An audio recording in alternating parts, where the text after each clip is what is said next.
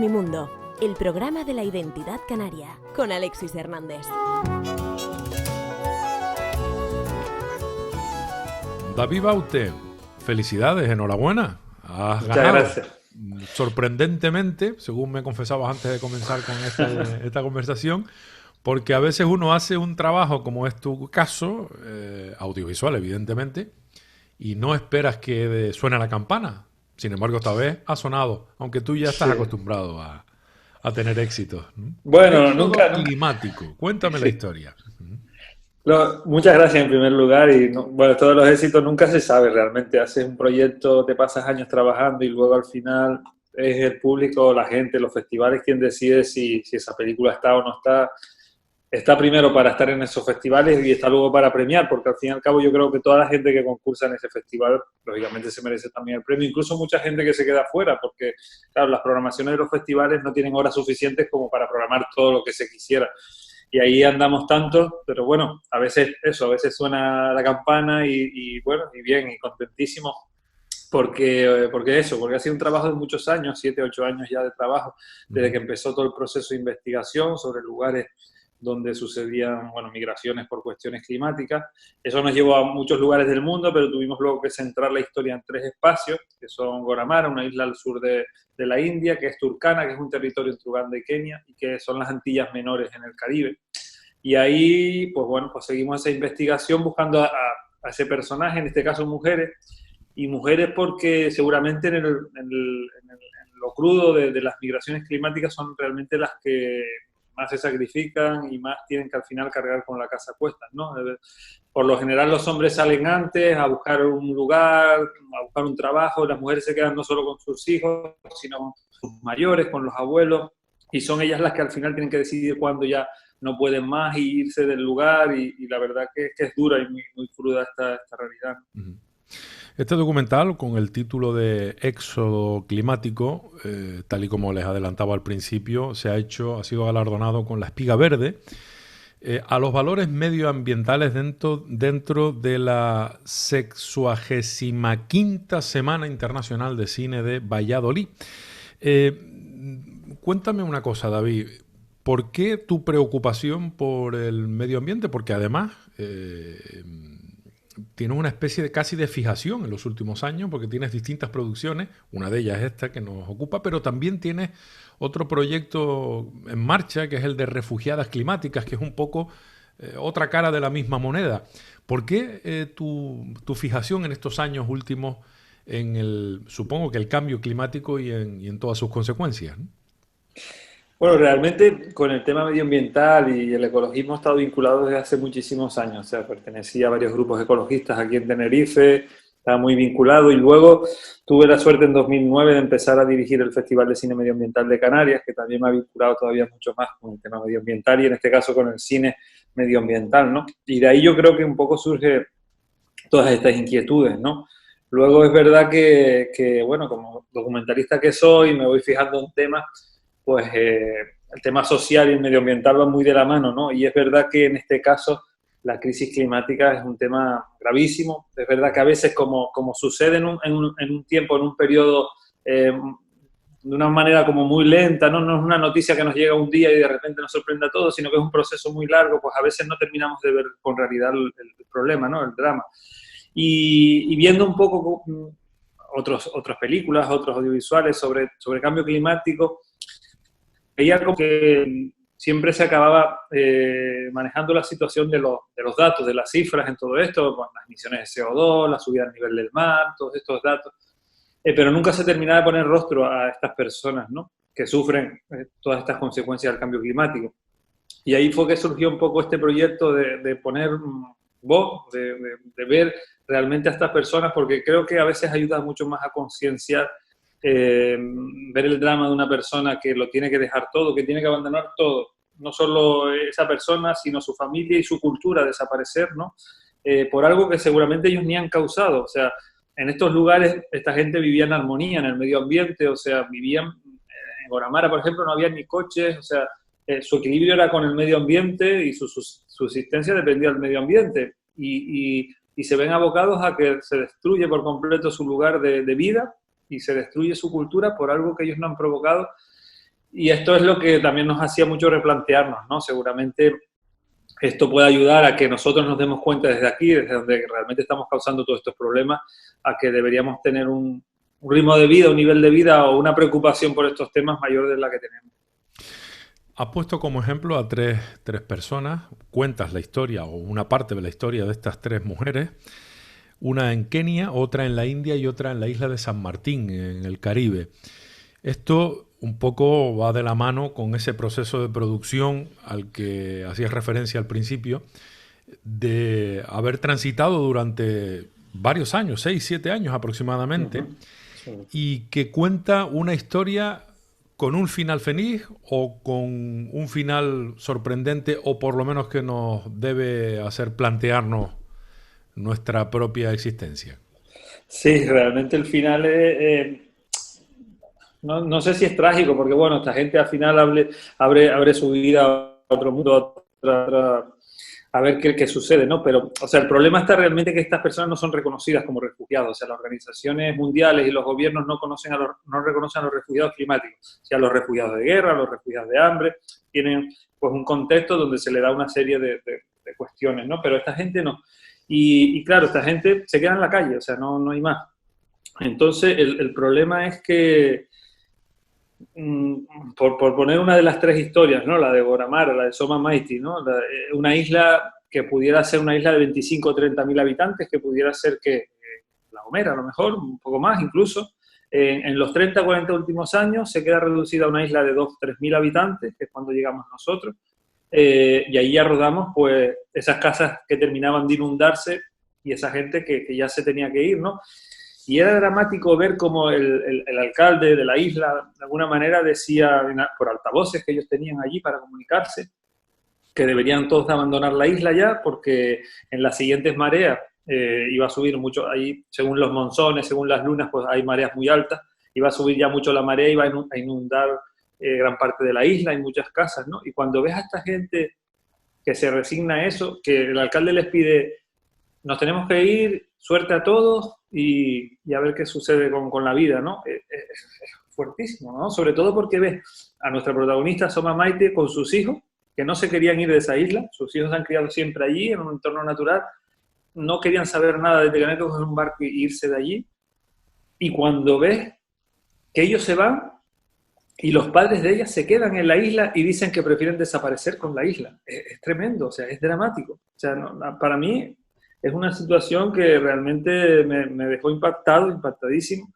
Y debo reconocer que creo que, bueno, que gran parte del impulso de esta película también viene por ahí, ¿no? Por dar a conocer estas historias y que sepamos todos que cuando con algunas conductas nuestras estamos haciendo que mucha gente pierda su vida o al menos le cambie radicalmente, ¿no? De una manera muy, muy trágica.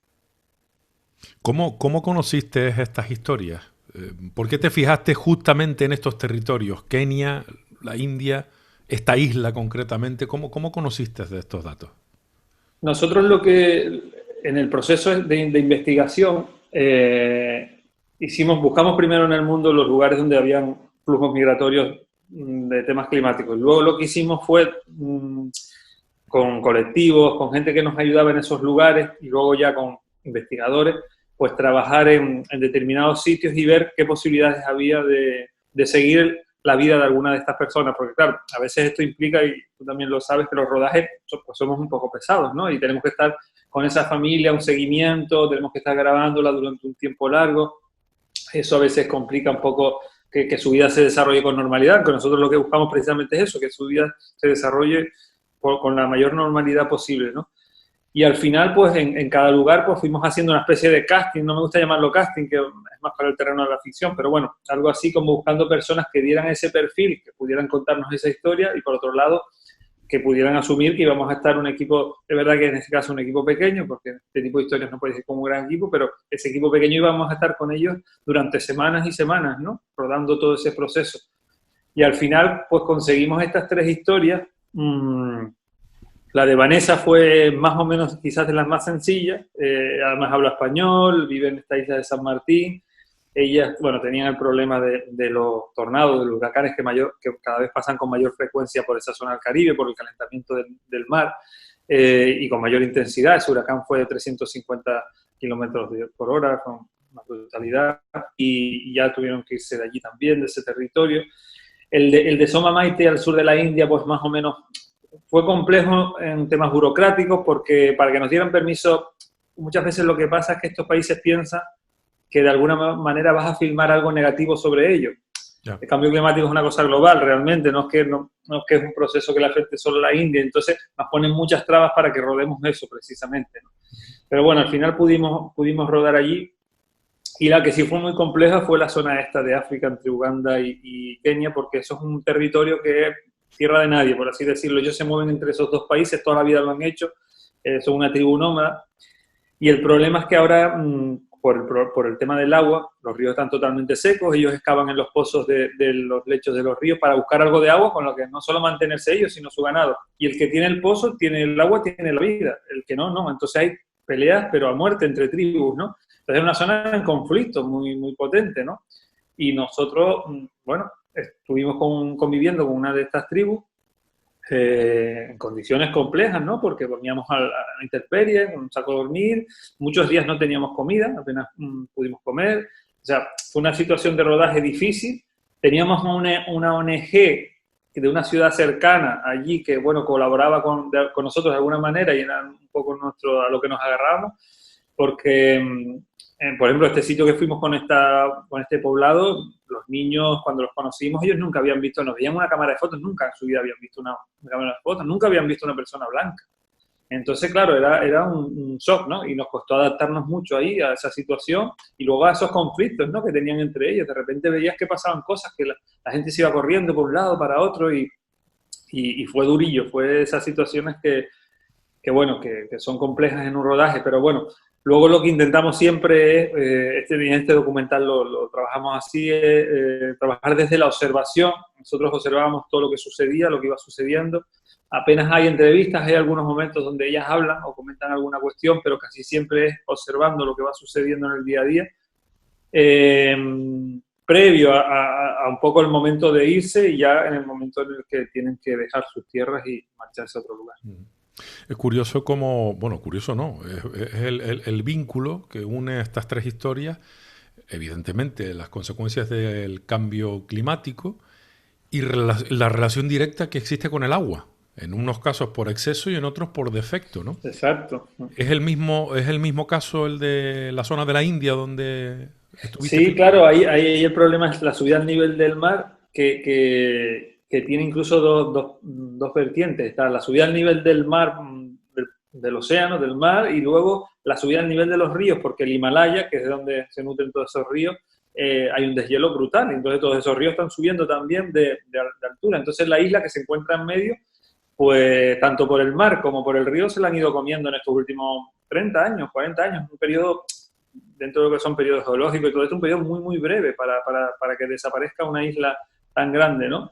Entonces el agua es un elemento que siempre está ahí, para bien y para mal. Muchas veces cuando llueve, pues decimos que bien, ¿no? Y lo estamos viviendo aquí también, en Canarias. O sea, no, a veces pensamos, no, esto sucede solo en estos lugares. Es verdad que aquí el proceso va un poco más despacio, pero está ahí. O sea, ya no llueve lo que llovía, y esto es un grave problema, ¿no? Un grave problema para todos. David, te aventuraste con tu empresa, con Tinglado Films, pero obviamente has tenido que asociarte a otras productoras. ¿Quiénes son los que están detrás de la producción que nos ocupa y que ha sido premiada, como decimos? Para esta producción fue muy importante al inicio la colaboración, o casi la coproducción, de National Geographic. Desde su fundación creyeron en el proyecto, lo vieron necesario y nos dieron el soporte para avanzar en toda esa etapa, sobre todo de investigación, ¿no? Ahí ellos nos abonaron de ese camino para poder ir a todos estos lugares, para poder hacer todos estos estudios, para preparar, desarrollar el proyecto, para preparar todo y dejarlo ahí ya en el punto de solo tener que rodar, y eso fue fundamental para nosotros. Luego ha habido alguna ayuda del Gobierno de Canarias, del TEA en Tenerife también, y luego, bueno, tenemos un distribuidor alemán que también, la verdad, que pues, nos ha ayudado mucho desarrollar todo el proyecto y poderlo distribuir ahora afuera, ¿no? Entonces siempre te acompañas de instituciones. Lo que pasa que es verdad que era una producción un poco con un poco más de presupuesto de lo que nosotros solemos hacer en los documentales que hacemos aquí, lógicamente por el tema sobre todo de viajes, de desplazamientos, de días de rodaje fuera con equipamiento y tal, y hizo que se complicara un poco la situación en muchos momentos, ¿no? Hasta el punto de que gran parte del equipo ha colaborado, si no es que no haya cobrado, pero sí ha cobrado muy por debajo de lo que suelen cobrar normalmente por sus trabajos, ¿no? Y esto, eso creo que es un proyecto también colaborativo que todos hemos creído que era necesario y todos hemos arrimado un poco el hombro para que esta producción se pudiera finalmente terminar. ¿En qué momento estuvo terminada la producción? Realmente ¿En qué fecha me refiero? Sí, realmente el proceso de grabación ha sido también largo, fueron como 2 años, porque tampoco pudimos rodar en un proceso de rodaje al uso, ¿no? De rodamos ahora este mes, nos planteamos estos meses de rodaje, no, sino que era cuando se daban las circunstancias ideales para ir a ese lugar y rodar, ¿no? Y fuimos a cada lugar varias veces, ¿no? Entonces eso complicaba mucho todo, pero luego una vez teníamos todo el material, que incluso nos faltó ir alguna vez más a algún sitio, pero no tuvimos presupuesto para hacerlo, pero nos hubiera encantado. Cuando ya tuvimos todo el material, esto fue como a finales del año pasado, sí, por ahí, mediados, finales del año pasado, y empezamos todo el proceso de montaje, que nos llevó casi hasta abril-mayo. Abril-mayo empezamos todo lo que es la parte de postproducción final, que es la corrección de color de la película, la banda sonora, todas estas cuestiones, que ya nos llevó casi a agosto aproximadamente, y bueno, y ahora es en octubre que estamos presentando la película. Y es en octubre cuando se ha conocido el resultado. ¿Con quién competía este documental? Éxodo Climático, con, me imagino, bueno, producciones de todo el mundo, ¿no? De todo el mundo, sí, exactamente. Nosotros competíamos en una sección que es Doc España, donde había documentales de España, igual que en la Semici hay varias secciones, hay de largometraje internacional, nacional, cortometraje, varias categorías diferentes, y de esas categorías se seleccionan, este año por ejemplo fueron 9 o 10 películas que tocan temática medioambiental, no solo cambio climático, sino medioambiental. Por ejemplo, Piedra Sola, que es una película argentina bellísima, que trata también sobre el tema de medio ambiente, el problema allí sobre todo con temas de la desaparición de zonas de reservas naturales, y habían películas alemanas, vietnamitas, de muchos lugares del mundo que trataban esa temática. Entonces, esas películas tienen un jurado específico para eso, que bueno, las visiona y valora luego cuál es la película que debería merecer, que como decía al inicio, creo que todas deben merecerlo, ¿no? Pero para algunas le tienen que dar el premio. Y en este caso, pues el jurado ha creído que Éxodo Climático es la película que representa esos valores para premiar en la Semici, que dentro de lo que cabe es un festival que tiene una trayectoria importante, 65 años, lógicamente uno de los mayores, de los más longevos, junto con San Sebastián en España, pero que también genera un tipo de programación más de cine autoral, más de cine reflexivo, y entonces también por ahí me imagino que se marcan los cauces para premiar una película así, aparte de los valores que pueda tener cinematográficos, también los de la temática, ¿no? El tema de cambio climático, en este caso, está la historia de estas 3 mujeres. Al jurado está claro que le gustó. ¿Le gustó también? ¿Han tenido oportunidad de ver el resultado final las protagonistas de la historia? No, todavía no. Queremos hacer un estreno en cada uno de esos sitios, además. Vamos a ver si lo conseguimos. En algunas zonas es difícil. En Turkana hemos hablado, bueno, con la ONG esta que estamos trabajando para intentar llevar un motor hasta esa aldea y proyectar allí en una noche. Imagínate, esta gente no ha visto un cine en la vida, ¿no? Sería precioso, ¿no? Ya sería para otro documental. Pero estamos ahí trabajando para poderlo hacer real, pero a lo largo de estos meses o principios del año que viene también estamos esperando un poco que la situación esta de COVID pues también a nivel mundial se tranquilice un poco más, y pensamos más que hacia la primavera, verano del próximo año podamos hacer posible que estas personas puedan visionar la película. Claro, sería para nosotros como un regalo también, ¿no? Porque no solo es a veces hacer una película, sino has compartido con todas estas personas mucho tiempo, ¿no? Y lo seguimos compartiendo, ¿no? Lo seguimos escribiendo, tenemos contactos que nos van diciendo cómo están cada una de ellas, los ayudamos en la medida de nuestras posibilidades también, y poder tener esa posibilidad de encontrarnos para disfrutar de la película juntos, no solo con la protagonista, sino con su familia y la aldea en general, aunque ya no están en esos espacios, pero parte de su familia y de sus amigos que están en otros espacios, pues sí. Pues ese sería un regalazo también para nosotros, para todo el equipo. ¿A dónde va una persona que toda la vida ha vivido en esta zona de Kenia, en esta zona de la India o en la isla de San Martín? ¿A dónde migran? Pues mira, en el caso de Vanessa San Martín es la única que podemos decir que tiene cierta suerte, ¿no? Porque San Martín es una isla que pertenece mitad a Francia, mitad a Holanda. Entonces se consideran o tienen papeles europeos. Entonces tuvo la suerte de poder venir a Francia, claro. Y bueno, en Francia pues existe pues cierta, para esas islas que ellos tienen de ultramar que llaman, pues existen ciertas ayudas para que puedan salir adelante estas personas y lógicamente el choque para ellos es el cambio brutal de una vida a la otra. Pero por ejemplo para la gente de Turkana o la gente de Guaramara no existe nada, o sea, ellos salen de allí, las de Guaramara con sus hijos salían en un barco y se iba a la India, que es todo un continente. En la India viven cientos y cientos de millones de personas, a la calle. O sea, no hay más, no hay nada. Parten de cero, en la calle con sus hijos y a emprender una vida. Y en Kenia lo mismo, se van a grandes ciudades. Imagínate, una cultura que ha vivido toda la vida de ser pastores, nómadas, de ir con sus camellos, con sus rebaños, por el desierto, pastoreando por sus ríos.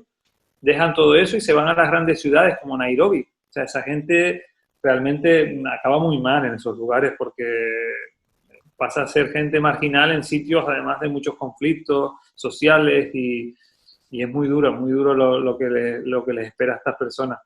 De vivir en algo tan maravilloso, tan mágico como un entorno medioambiental muy cuidado, muy sano, con toda una cultura de valores, a estar en la calle de una gran ciudad, un reto durísimo. David, ¿qué explicación tenían ellos para esta situación? ¿Qué saben ellos de cambio climático? ¿Qué tenían que entender? O sea, pues es un problema. Te habrán preguntado a ti y a muchísimas personas qué es lo que está pasando, ¿no? Claro, pero no lo entienden ni... Por ejemplo, en Turkana, y está rodado en el documental, estaban haciendo ritos, matan cabras y se las dan a sus dioses, unos lechos verdes ahí que hacen de hojas y tal, para el problema, para que llueva, ¿no?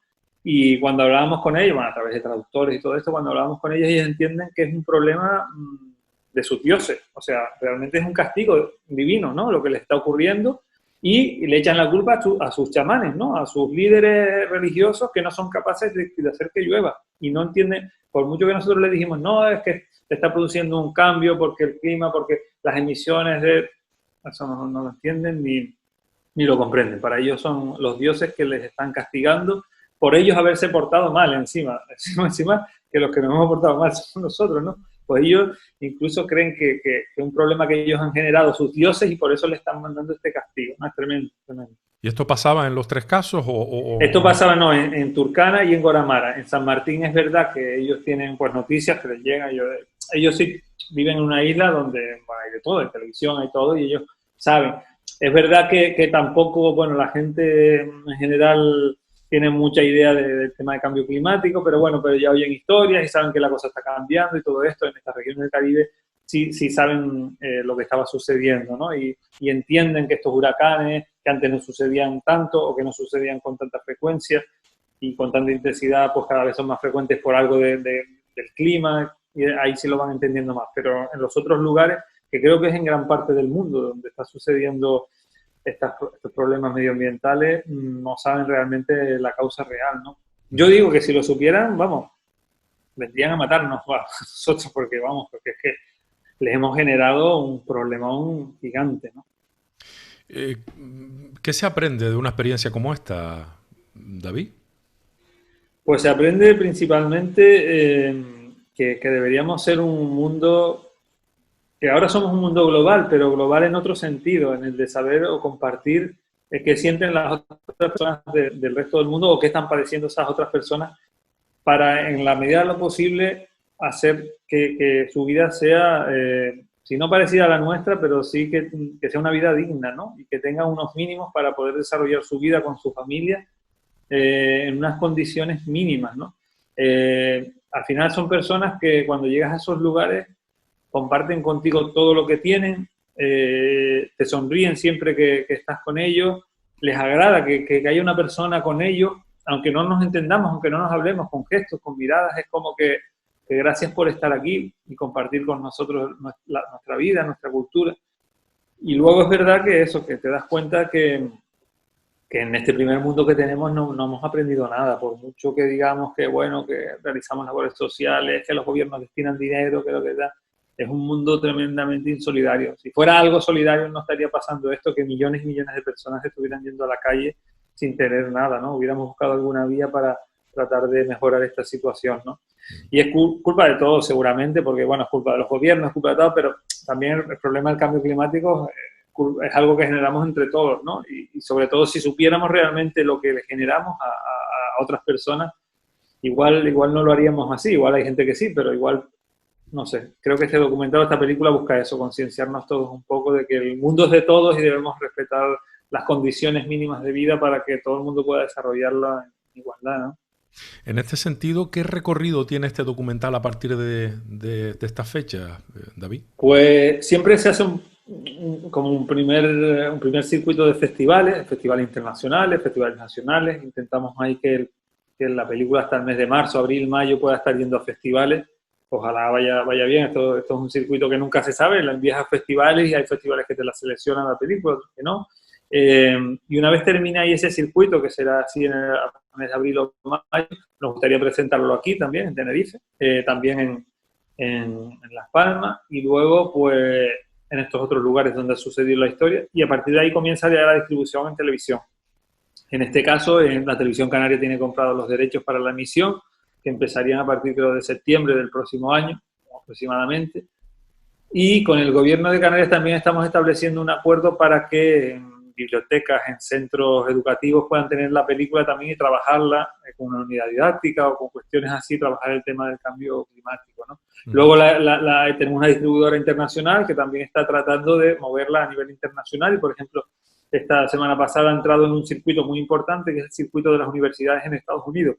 Allí en Estados Unidos tienen circuitos de cine donde una película que entra en ese circuito lo ven en muchas universidades de todo el país y trabajan a partir de esa película esa temática, ¿no? Es algo que aquí en España no existe, los circuitos cinematográficos para el mundo de la educación, para universidades e institutos, pero es un proyecto yo creo que muy bonito y que hace que de alguna manera una temática llegue a estos centros y se pueda trabajar a partir de algo visual que muchas veces da mucho juego, ¿no? Estoy absolutamente convencido de que esas historias, los que tengamos la suerte de poder ver la película en algún momento, nos van a impactar. Pero el mensaje realmente, David, llega no solo a nosotros, sino a los gobiernos, a las instituciones. ¿Es el recorrido correcto? ¿Hacen caso de verdad cuando se cuentan historias así en primera persona tan impactantes? Yo creo que depende de la sensibilidad de cada gobernante, supongo, y esto a veces es difícil, pero muchas veces no llega. De hecho, vemos en las cumbres climáticas, ¿no?, que se organizan cada ciertos años, como la de París, que se habló de un gran acuerdo en la cumbre del clima de París. Realmente ese desacuerdo apenas queda nada, no se ha mejorado mucho. Donde en esos espacios, a través de asesores y tal, toda esta gente ve películas, oye lo que escriben, habla con científicos, todo esto, y supuestamente están asesorados para entender o conocer todo esto, pero al final yo creo que depende de eso, de la sensibilidad de cada persona, ¿no? Si una persona es sensible, y lo vemos en muchos presidentes de gobierno de algunos países, ¿no?, son muy sensibles con temas climáticos, pues ahí apostarán. Si hay otros que no son nada sensibles, pues no apostarán. En el caso de Estados Unidos, Obama era una persona que se planteaba mucho tema medioambiental y Trump no. Trump no es que no sepa que no hay un cambio climático, como a veces se dice, que niegan el cambio climático. Lógicamente él lo sabe y tiene asesores que se lo dirán en día a día, pero su apuesta económica es otra. Y entonces, claro, si dijera que hay un problema climático, pues no podría apostar por el petróleo, no podría apostar por la extracción de áridos, por todas estas cuestiones. Entonces hay una serie de intereses económicos detrás que, dependiendo de la sensibilidad de nuestros gobernantes, hará que te plantes y digas, no, primero el bienestar del planeta y de nuestra población, y después vendrán esos intereses económicos, o no, o dirás, primero las empresas y después ya vendrá todo lo otro, ¿no? Entonces ahí depende de cada caso, creo. Y en esta línea también, en este sentido, ¿qué dicen los gobiernos de las zonas donde están padeciendo las consecuencias? Claro. Kenia, a India, esta isla de San Martín en el Caribe, Claro. evidentemente por extensión Francia, Holanda, como bien apuntaba. ¿Qué dicen esos gobiernos? O sea, Claro, instituciones. en principio todavía no son capaces de asimilar este problema, ni de tener políticas para solucionar este problema. Apenas generan, no sé, algunas líneas de actuación, pero que son tan pequeñas que no solucionan nada. Y por otro lado, son países, muchos de estos, que tienen ya tantos problemas encima, como que ya esto es como que es algo más que se queda ahí y no son capaces de atenderlo, ¿no? En la India, por ejemplo, es eso, no hay una oficina, no existe algo para este tipo de migrantes, ¿no? Un lugar donde les puedan ayudar. Los turcanas ya no te cuento, porque claro, ellos no son ni registrados en Kenia ni en Uganda, son gente nómada que vive ahí en un desierto. Entonces, los gobiernos no entran a valorar ni a plantear medidas para solucionar la vida de estas personas, ¿no? Entonces, ahí sí que hay un trabajo previo de la comunidad internacional, ¿no? De ayudar y presionar a estos gobiernos para que ayuden a estas personas. Mientras eso no se haga, es muy complicado. Después de tu investigación en la fase de pre y producción, ¿cuáles son los puntos calientes en el mundo más preocupantes en este momento y a corto y medio plazo? Realmente son estas zonas, la zona de países además empobrecidos, ¿no? O sea, el África del Sahel, toda esa área que va del este al oeste de África y que el desierto va ganando, pero a pasos agigantados, toda esa extensión, pues ahí hay un drama tremendo y toda esa gente de África va a algún lado y lo estamos viendo aquí, para Europa va a subir. Por lo general, a veces se queda en sus países, pero es muy difícil, casi siempre buscan salir de ahí, salir del continente, ¿no? Luego Asia tiene un gran problema, la subida al nivel del mar afecta mucho porque son países muy bajos, o sea, todo lo que es la India, Bangladesh, todos estos países, la zona de costa, la primera línea, está casi a nivel del mar y cuando 15, 20 años suba algo más el mar, todas estas zonas quedan totalmente anegadas, la población, y ese es el granero del mundo, estamos hablando de extensiones que comprometen también a China, que es donde está plantado casi todos los cereales, que el 75-80% de cereales que se distribuyen en todo el mundo, ¿no? Y ahí va a haber un gran problema alimentario para todos, ¿no? Que son cosas a veces que no se ven. Y luego está la parte de Sudamérica, sobre todo Centroamérica, ¿no? Que está padeciendo también sequías muy importantes y que también están en ese gran problema, ¿no?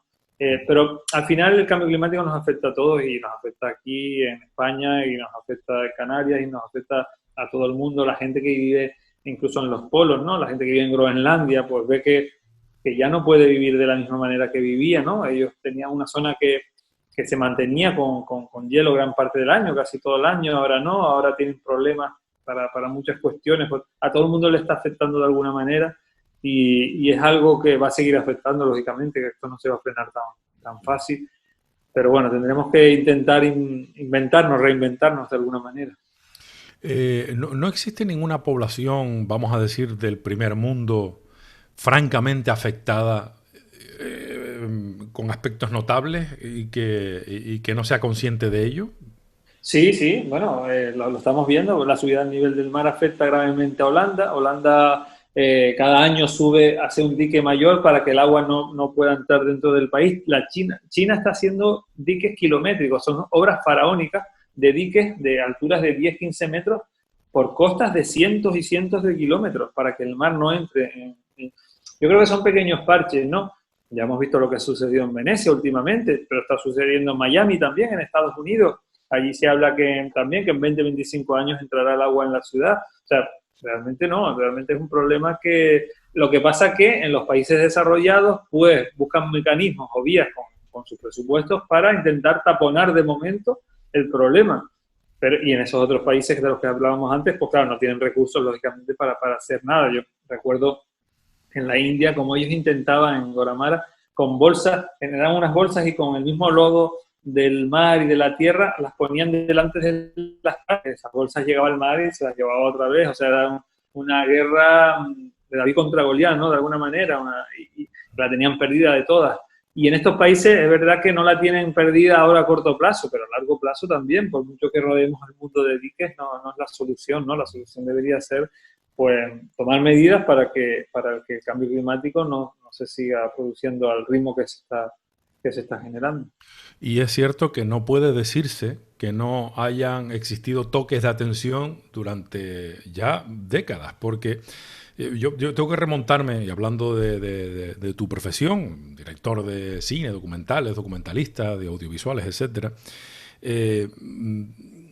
hay que remitir nuestra memoria a Una verdad incómoda. No sé si la recuerdas, aquel documental de Al Gore del año 2006. ¿A qué fue como el primer gran documental, no, por lo menos de impacto internacional o de impacto mundial, mejor dicho, desde el que no se hizo exactamente el suficiente caso? Nadie se lo terminó de tomar en serio. Yo recuerdo la primera vez que vi el documental y un poco me impactó. Además, fue un documental que se distribuyó gratuitamente por todo el mundo, en todas las, bueno, en internet, te iba a decir las redes sociales, pero en ese entonces todavía no existían demasiadas redes sociales.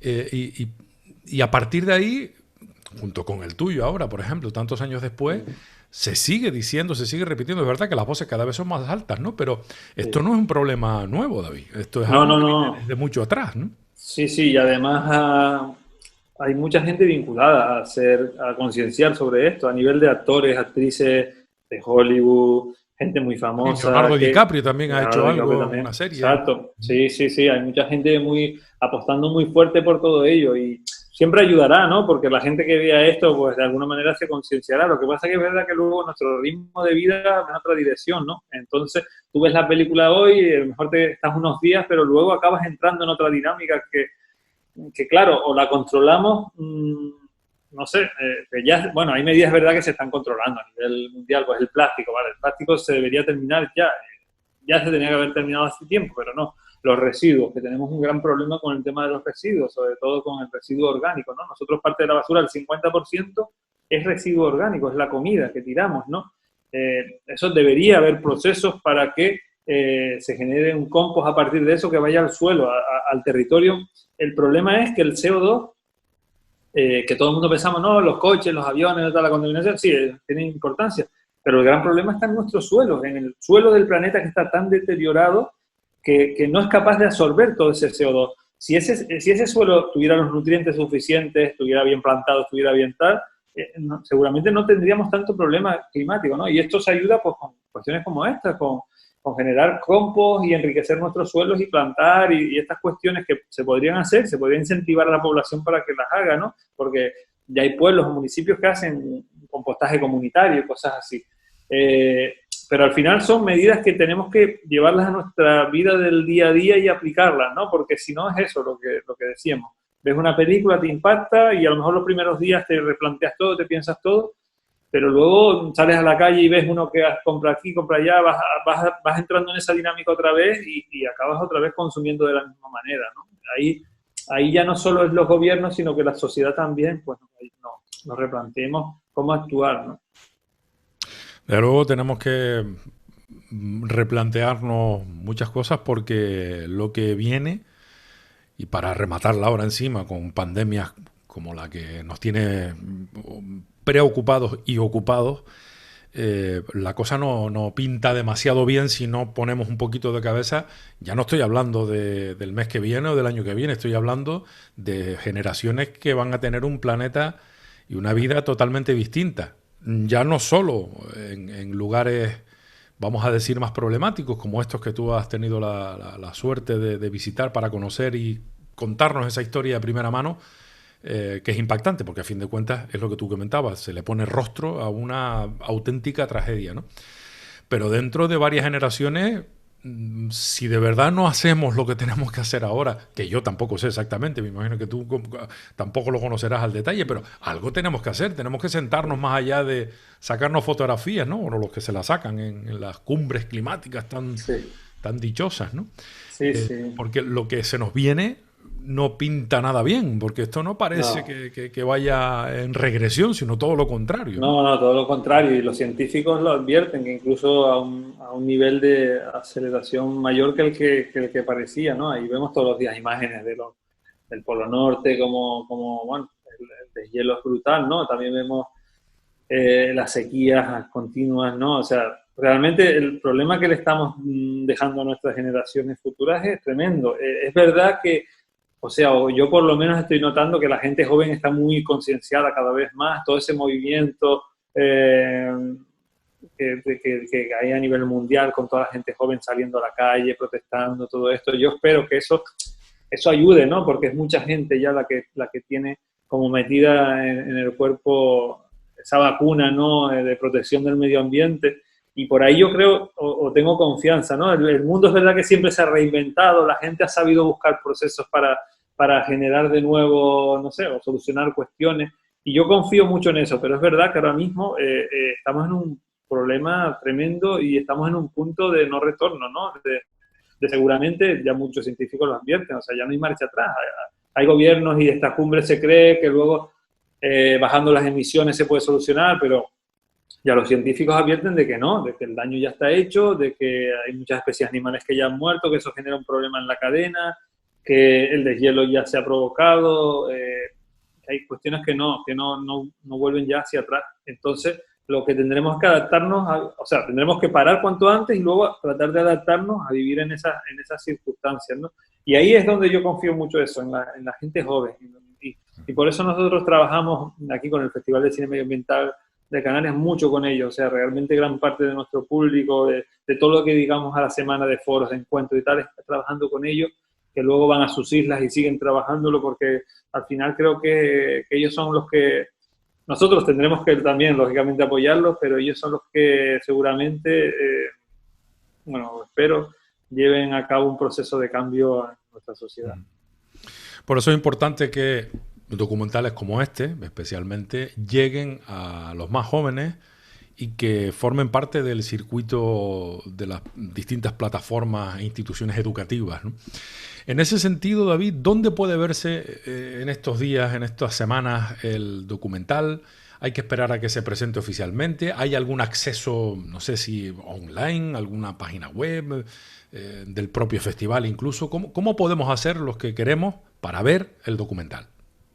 Mira, ahora cuando son los procesos de festivales, por lo general no sueles emitirlo porque si no hay festivales incluso que no te aceptan la película si ya tú lo has emitido en televisiones o lo has distribuido, pero se están abriendo ventanas específicas en cada país. Por ejemplo, Filming distribuye solo para España o en cada país, pues, y por ejemplo, la película, según los festivales a los que acuda, va a poderse ver en ese país. Por ejemplo, en DocMX, que es el Festival de Cine Documental de México, va a poderse ver durante unos días en plataforma para México, para todo México. Entonces, toda la gente de México va a poder verlo allí. Y así vamos a poder. Entonces, seguramente abramos alguna ventana aquí en España, en un próximo festival, para que la gente pueda ya acudir a verlo. Pero si no, como decía antes, en abril, mayo presentamos ya la película. La televisión lo debería estar emitiendo a partir de agosto, septiembre del próximo año y luego nosotros la idea es dejar la película libre para que todo el mundo pueda acceder a ella en cualquier momento, ¿no? A través de nuestra página web de la productora pondríamos el enlace y podría ser accesible por todo el mundo. Eso será una gran noticia, desde luego. David, hablando de emitir, de festivales, de lo que es online, lo que no es online, ¿en qué formato rodaste? ¿Te fuiste directamente a un 4K o te fue suficiente HD? Cuéntame, no, técnicamente, 4K, sí. ¿qué hay que destacar del...? Bueno, el rodaje es un rodaje complicado porque no pudimos ir con los medios que pretendíamos por el tema del viaje, el lugar y todo eso, pero bueno, se rodó en 4K, con una cámara Canon en 4K y lo que la película tiene es como una fotografía más o menos, bueno, creo yo, que cuidada, en el sentido de que nosotros no rodamos o pretendemos rodar con nuestros tiempos, de manera que nos ubicamos en un lugar y esperamos a que allí se desarrolle una acción, ¿no? No vamos detrás de nuestra protagonista o no generamos o recreamos historias, sino que vamos como ubicando nuestra cámara y esperando que allí sucedan cosas, ¿no? Entonces, rodamos en 4K todo este material, eso te permite luego, en montaje, pues tener, aparte de mucha calidad, poder reencuadrar algunos planos, que también en el cine eso es interesante, porque a veces ruedas, y sobre todo en situaciones complicadas, ruedas y de repente pues se te está metiendo el micrófono por un lado, porque estás en un momento de que sucede algo, cuestiones así, puedes ayudarte de esa técnica, ¿no?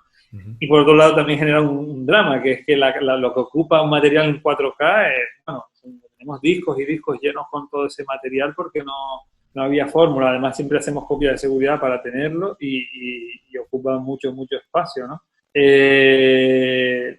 Pero la calidad que da el 4K hoy en día es muy buena y con cualquier cámara fotográfica, digamos que media, de grado medio, y una buena óptica, siempre también importante, te puede rodar bien. Y luego la otra parte que a mí me gusta cuidar mucho es el sonido, ¿no? Que a veces en el documental es como algo que queda ahí, bueno, se graba medianamente, pero no, teníamos buenos sonidistas en cada uno de los lugares, tuvimos un sonidista de ese país, pudimos contar con muy buenos sonidistas y el registro, el sonido ayuda mucho en esta película porque es un sonido muy directo donde fluye todo, o sea, oyes el río, oyes el ambiente de la naturaleza, los personajes, sobre todo grabado de manera muy sutil y todo luego trabajado en un laboratorio de sonido donde suben unos valores, otros, pero se acompaña, no hay música en toda la película, pero se genera una banda sonora a partir de esos sonidos, ¿no? Pues a lo mejor pues, hay sonidos a los que se le mete una serie de aplicaciones para que aumente su capacidad o para que se quede entremezclado con otros sonidos que venían en otras secuencias. Bueno, pero eso es parte del proceso, ¿no? De la postproducción, Exacto. De la edición y del empaquetado.